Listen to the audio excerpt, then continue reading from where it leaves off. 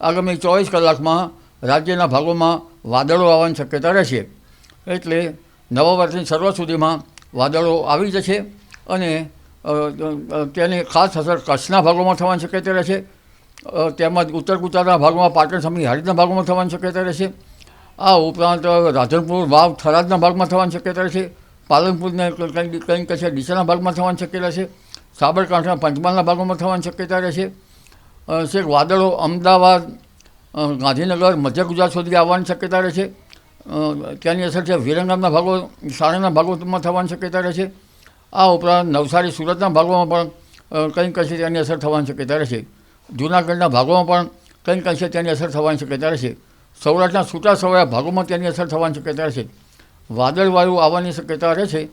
એટલે આગામી 24 કલાકમાં અને બેસતા વર્ષની શરૂઆત સુધીમાં વાદળવાયુ આવવાની શક્યતા રહેતા કચ્છના ભાગમાં હળવા છાંટા કે કંઈક હળવો કમોસમી વરસાદ થવાની શક્યતા રહેશે.